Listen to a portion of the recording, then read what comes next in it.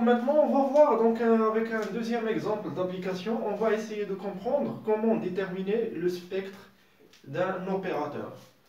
Donc soit une suite bornée de nombres complexes, donc c'est un exemple très classique. A de L2 vers L2, l'ensemble des suites complexes de carrés sommables. AX est défini par AN fois XN.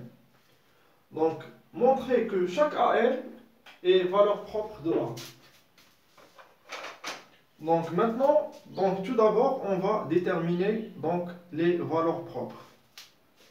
Donc la stratégie pour déterminer le spectre, d'abord on cherche les valeurs propres et on sait que les valeurs propres sont incluses dans le spectre. Et lorsqu'on trouve ce candidat, donc on essaie de montrer que le spectre est inclus dans ce candidat. Et puis on passe à l'égalité. Donc maintenant, on va déterminer les valeurs propres.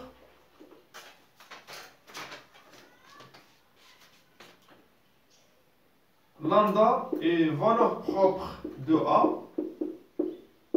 Donc s'il existe X, Xn appartient à L2, X bien sûr non vide, différent de 0, pardon, un élément différent de 0, tel que AX est égal lambda X.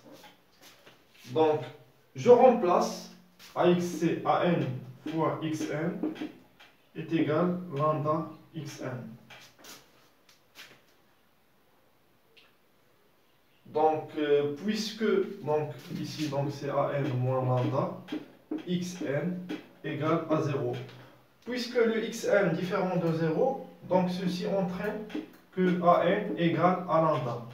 Donc chaque AN est valeur propre de A. Donc on conclut que, d'après la première question, que AN est inclus dans l'ensemble des valeurs propres.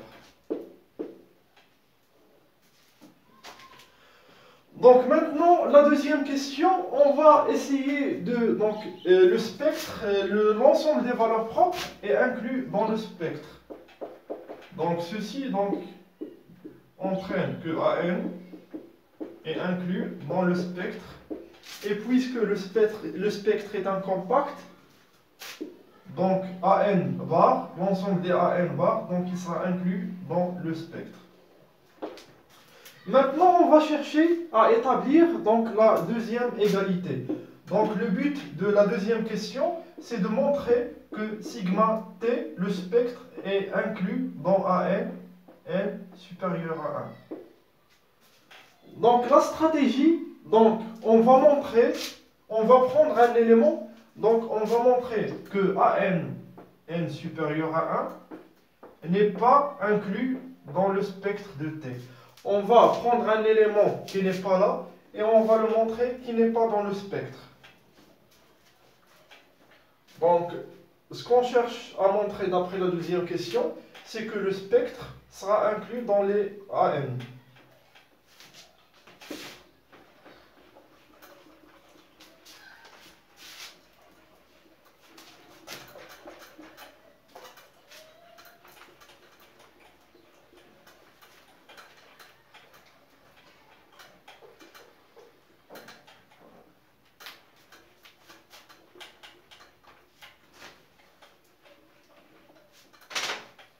Est-ce que vous arrivez à voir? Est-ce que l'image est claire?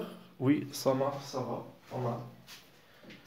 Donc, soit lambda, un élément qui n'est pas dans AN, n supérieur à 1. Donc, ça, c'est un ensemble, l'ensemble E.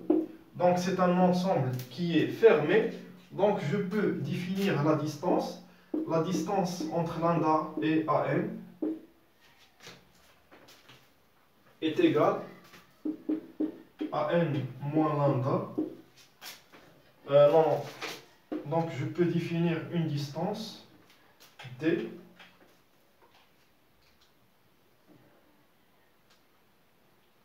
Donc,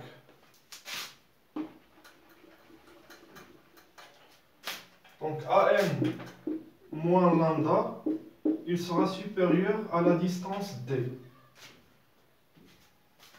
Donc 1 sur AN moins lambda inférieur à la distance. D, c'est la distance entre lambda et E. D, c'est la distance entre lambda et E. Donc maintenant, je vais définir donc une application. Donc une application S de L2 vers L2. X associe donc Xn sur AN moins lambda. Donc la norme de S est égale sup de Sxn, Xn inférieur à 1. Donc sup Xn inférieur à 1. Donc ceci, il sera inférieur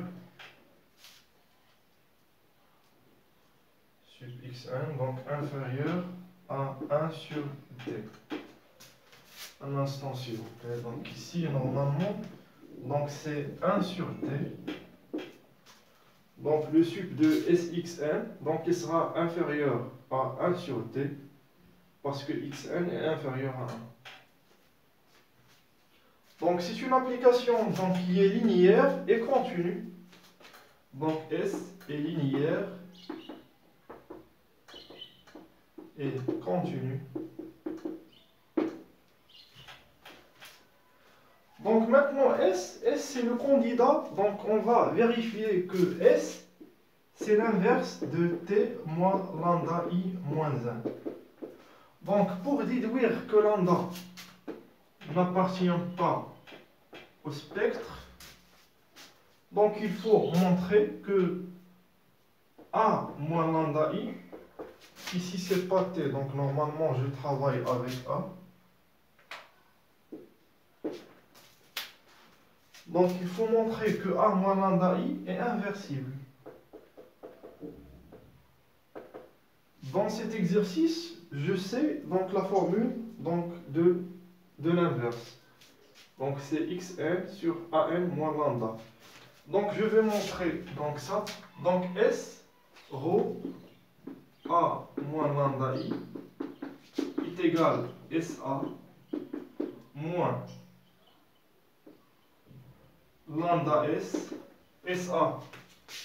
Donc je remplace. Donc c'est AN XN sur AN moins lambda moins S lambda XN sur AN moins lambda. Ici normalement c'est sans valeur absolue.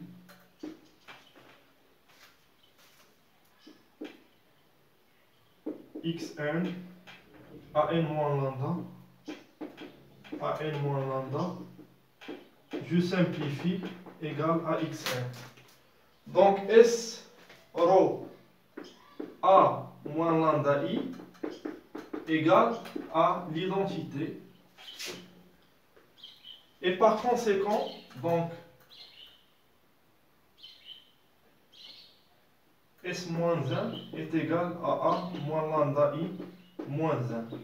Donc A moins lambda I est inversible. Donc lambda est valeur spectrale. Lambda est valeur spectrale. Donc si A moins lambda I n'est pas inversible. Et si A moins lambda I est inversible, donc ceci entraîne que lambda n'est pas valeur spectrale. Donc P implique Q. Donc ceci est équivalent à non Q implique non P. Donc lambda est valeur spectrale entraîne que A moins lambda I n'est pas inversible. Donc si A moins lambda I est inversible, donc A moins lambda I est inversible, donc lambda n'appartient pas au spectre. Donc, et nous avons montré que si lambda n'appartient pas à l'ensemble AN, l'ensemble adhérent, donc il ne sera pas dans le spectre.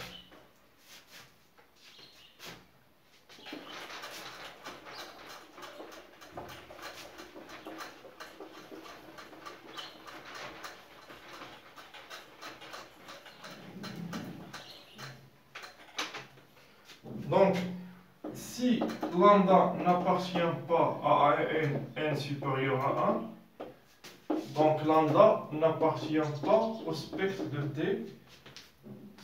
Donc, ceci entraîne la négation de cette expression. Lambda appartient au spectre, implique que lambda appartient à n supérieur à 1. Donc, le spectre est inclus dans n supérieur à 1. Donc, d'après la première question, nous avons établi l'inclusion de AN dans le spectre et par conséquent, le spectre égale à AN, n supérieur à 1 adhérent.